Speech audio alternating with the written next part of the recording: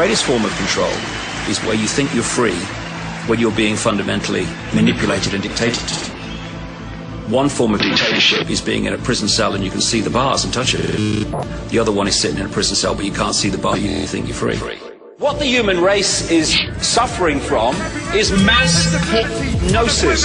Supremacy. I am undesired energy, sense friendly, sense empty. Show the Prince of Peace no clemency. Give him an extremity of insensitivity. Let his kin and ministry witness his insensitivity. I just love sufferance. I'm destructive, unproductive, cussed, not much substance, luggage, above judgment, unaware of any air of doubt. Where it counts, I'm a fair amount of paramount. I embody a monopoly of ungodly. The hobby robbed me of my camaraderie. My apology, Aaron. It's a charity. It's like, yo, there's this Puerto Rican kid who makes crazy beats. He's looking for MCs. So we got introduced. Shortly after that, I bumped into a friend of Justice who was like, yo, my man rhymes. So then we met around the same time that Stoop and I met. So I was like, yo, let's go over to this brother's house and see what's what. So that's what we did, and that's how it started. That was 18 years ago. Yeah, man. Yeah. What you think you're doing rapping? I mean, I would say it's just who we are, you know, like, I really didn't realize that, you know what I mean, most people didn't have a passion in life, you know what I mean, like, I thought everyone liked rap as much as I did, you know what I'm saying, like, but, like, nah, no one really even cared. It was more of like I just felt like a driving force pulling me towards it, you know, like, I would get tapes my parents would hate, like, it was just something I did, you know, it was just all about, like, the music for me, you know? We never knew anything else. I think that's the thing with why we're still together. We never knew anything else. We're not engineers, we don't know how to do anything. I never had an affinity for anything else besides making raps and music. You know? And Just summed it up perfectly. I always thought everyone was as passionate as us. Then other people were like, I'm so jealous, like, y'all are so passionate about something, and I'm not. I'm like, huh? I had the assumption that everyone was passionate about something. But they say that people meet each other for a reason. Yeah. You know what I'm saying? Like, the person that introduced us, we don't even know him anymore. Right. So it's like, yo, something intervened there, you know, whether it's divine intervention, dumb luck, whatever you want to call it. We're still together. That's my brother for life. Because we think the same about a lot. Yeah.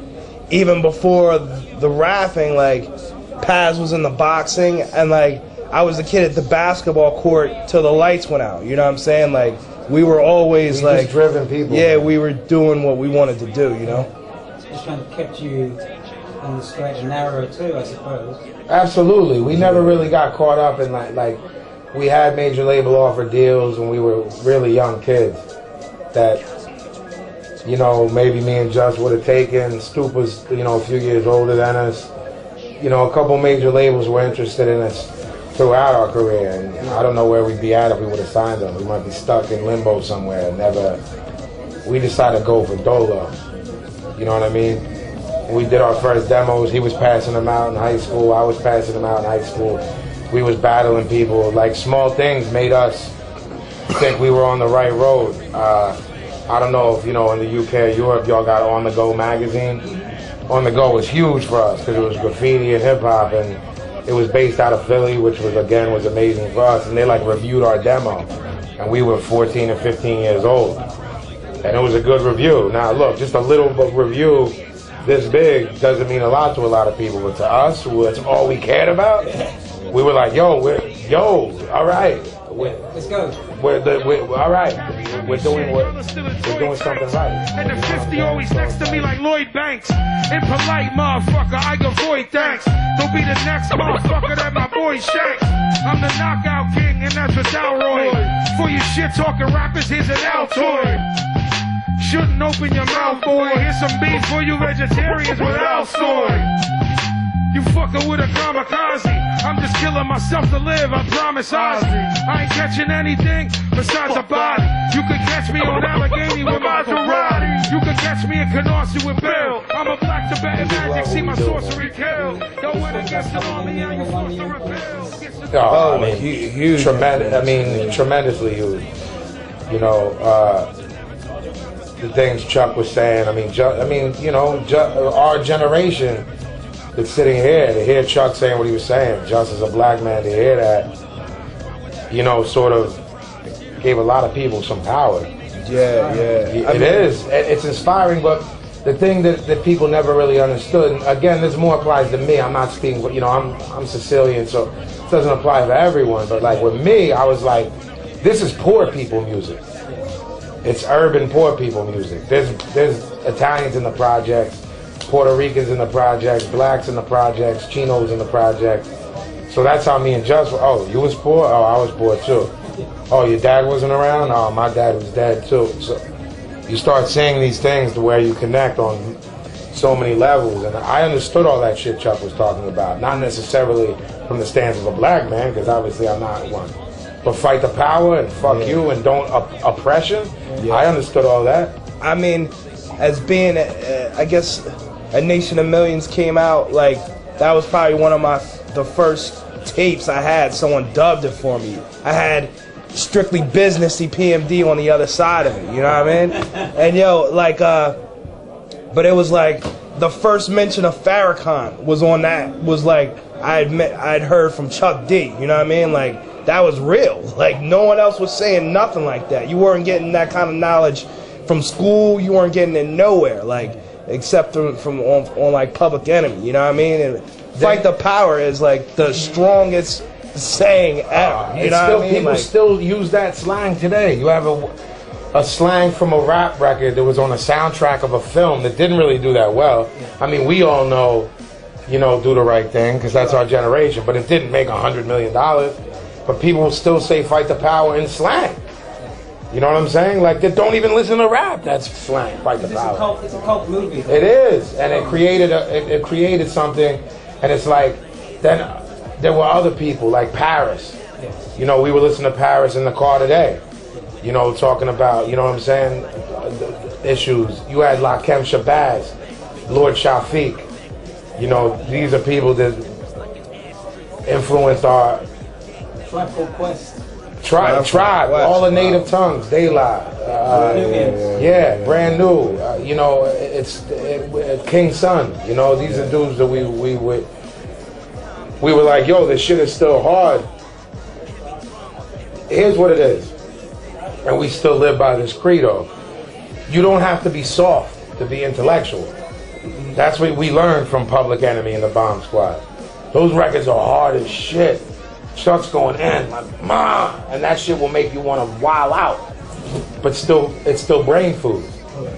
Somewhere along the, I'm sorry, go ahead. The Bomb Squad was creating those incredible. Right, the Shockley brothers and stuff like that. Somewhere along the line, I don't know how you say it. Somewhere along the line, it got blurred, and people started associating like intellectual shit with being soft.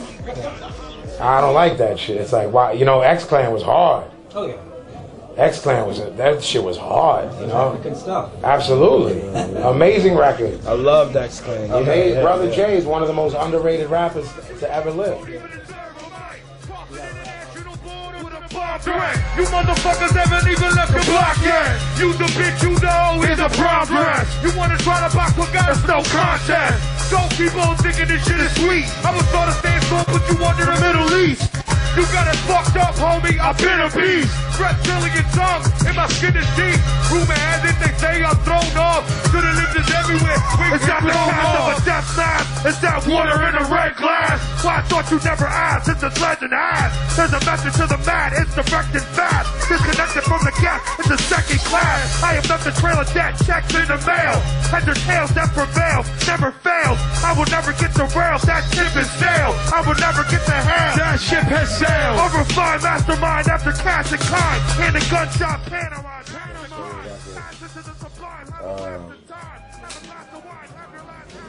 just working with people I've been wanting to work with for years. Lord Finesse, DJ Muggs, Little Fame from MOP, Madlib, Paul Wall, Eclipse, my brothers R.A. the Rugged Man, Ill Bill. Trying to think of everyone. I work with a lot of people on the record. Just an extension of what we already do, you know? Just trying to do that hard body shit, but enlighten people at the same time, really, you know? That's the agenda. You gotta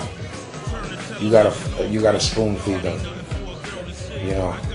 Too heavily. You gotta give them their medicine and applesauce. But it goes over their heads. Otherwise. Probably still does. It starts becoming less of my responsibility and more when I know that I delivered something. It's like a mailman delivering a package. If he delivered the package and the person never got it or opened it, it's not really the mailman's fault. The person has to open it and receive the information that was delivered to them. It's out of his hands. It's out of my hands. I mean, you know, I don't wish it to be that way. I deliver it. If you open it up, It's a little gift in there for you. It's a little present in my record if you open it up. What's going down? What happened to the home of the brave? These motherfuckers ain't controlling us now. When no one's talking about it, made us modern day slaves. Come on, and everybody's just walking around and in the clouds. Wanna wake until we dead in the grave. But then it's too late. We need to be ready to raise up. Welcome to the end of days. Raise up. Welcome to the end of days. Raise up. Welcome to the end of days. Raise up. Welcome to the end of days. Raise up. Raise up. Raise up. Raise up. Raise up. Fight the motherfucking power. Keep your fist up, y'all. Keep your fist up.